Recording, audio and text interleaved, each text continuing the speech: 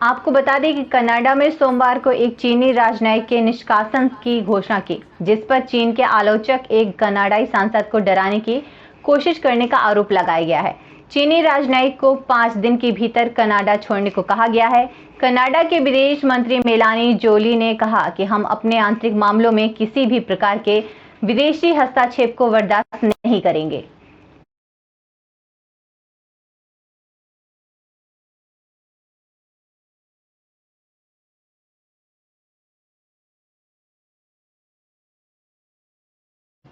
आपको बता दें कि कांग्रेस विधायकों के मजार समर्थन से संत समाज कांग्रेस पर आक्रोशित हो गया है। बीजेपी की पूर्व विधायक ने प्रशासन से विधायकों की गिरफ्तारी की मांग की है।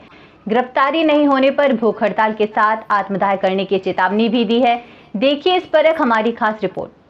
सुप्रीम कोर्ट के आदेश के बाद उत्तराखंड के मुख्यमंत्री पुष्कर धामी की सरकारी संपत्ति से अवैध अतिक्रमण को हटाने के सख्त निर्देश दिए हैं, जिसके बाद उत्तराखंड में सरकारी संपत्तियों से अवैध अतिक्रमण हटाने की कार्रवाई की जा रही है। हरिद्वार जिला प्रशासन बड़े स्तर पर सरकारी संपत्तियों से अवैध अतिक्रमण को हटा रहा है। जिला प्रशासन की तरफ से आर्य नगर चौक के पास सड़क पर बनी मजार को हटाया गया था। इसके विरोध में हरिद्वार जिले के कांग्रेस के 5 विधायकों ने जिलाधिकारी से मुलाकात कर अपना विरोध दर्ज कराया। साथ ही मजार हटाने पर हंगामा भी किया। कांग्रेस विधायकों के विरोध के बाद संत समाज और बीजेपी खुलकर कांग्रेस के विरोध में खड़ी हो गई है। जिला प्रशासन ने आर्य नगर चौक के पास सड़क पर बनी अवैध मजार को हटाया गया। कांग्रेस विधायकों की तरफ से मजार हटाने के मामले में जिला प्रशासन और सरकार पर कई गंभीर आरोप लगाए गए, जिसके बाद संत समाज खुलकर कांग्रेस के विरोध में खड़ा हो गया है। वजह तो यह है कि जिस तरह से मंदिर को, मजार को एक आस्था का विषय है और पौराणिकता नहीं देखी गई है और जनता को विश्वास में नहीं लिया गया। जब समय दिया गया तो सोमवार को मिलने का, उससे पहले कोई ध्वस्तीकरण की कार्रवाई नहीं करनी चाहिए थी। देखिए, आस्था और विषय सम्मानजनक तरीके से जनता के लिए हम लोग हैं, चाहे अधिकारीगण हो, डीएम हो, चाहे जनप्रतिनिधि हो, हम सब जनता के लिए हैं और जनता के विश्वास का और उनकी आस्था का हमें ख्याल रखना पड़ेगा।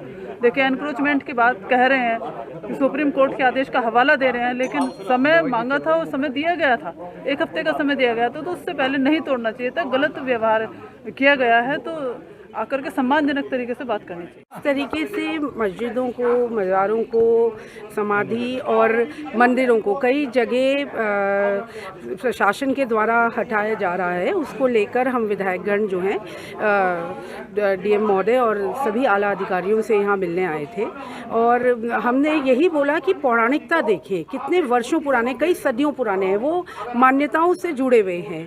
अब जैसे गाजीवाली में घड़ियाल देवता का मंदिर है, वहाँ कोई बच्चा शिशु पैदा होता है या शादी के बाद आशीर्वाद लिया जाता है। इसी तरीके से ज्वालापुर में मजार है, वो करीबन 150-200 साल पुरानी, उसकी पौराणिकता देख लीजिए, उसकी प्रामाणिकता देख लीजिए, उसका रिकॉर्ड तो होगा ना।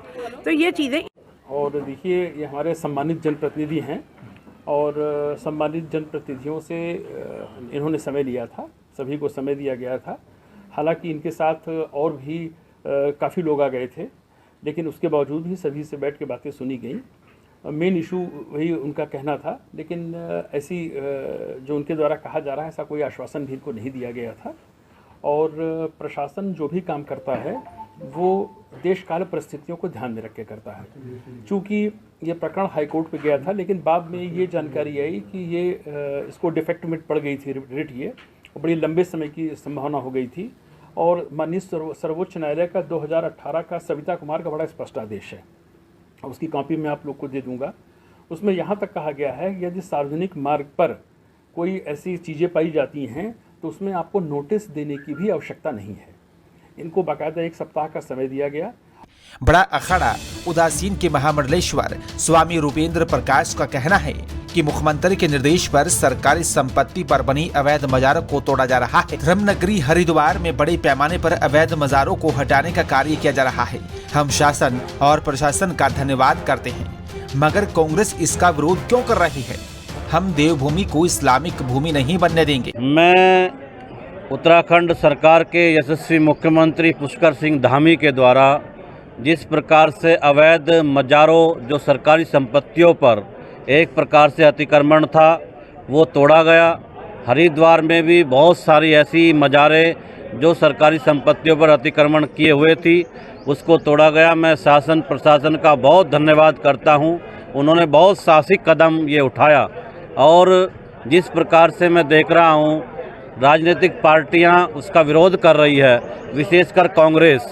मैं कहना चाहता हूं कांग्रेस के अपने सभी उत्तराखंड वासियों को कि उत्तराखंड देवभूमि है। इस देवभूमि का इस्लामीकरण नहीं होने दिया जाएगा। पूरा संत समाज सरकार के साथ है और किसी भी प्रकार से ऐसे अवैध अतिक्रमण को आगे भी नहीं किया जाने दिया जाएगा। आदि योगी महापीठ के परमाध्यक्ष स्वामी आदि योग महाराज का कहना है, इस मुद्दे पर राजनीति नहीं होनी चाहिए। अवैध अतिक्रमण अवैध होता है, चाहे मंदिर हो या फिर मजार। मंदिरों को हटाने पर भी हिंदुओं की तरफ से विरोध नहीं किया गया, मगर संविधान और इन मुद्दों पर सिर्फ एक जाति विशेष के लोग ही विरोध करते हैं। इनका कहना है कि इन मुद्दों पर कांग्रेस विधायकों को राजनीति नहीं करनी चाहिए। देखिए, मैं समझता हूँ इसे जातिगत या राजनीति के हिसाब से नहीं देखना चाहिए। ये एक वह कार्रवाई है जिस तरफ एक तरफ तो आप चाहते हैं कि विकास हो और एक तरफ चाहते हैं कि आप विकास ना हो, और ये पूरा हरिद्वार की काया पलट करने की ओर है।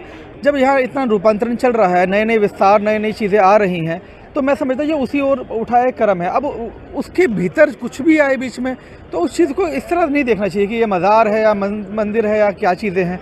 ऐसे बहुत सी चीज़ें हैं। अब हिंदुओं ने तो कोई विरोध नहीं किया। आप देखेंगे कितनी मूर्तियाँ और न जाने क्या।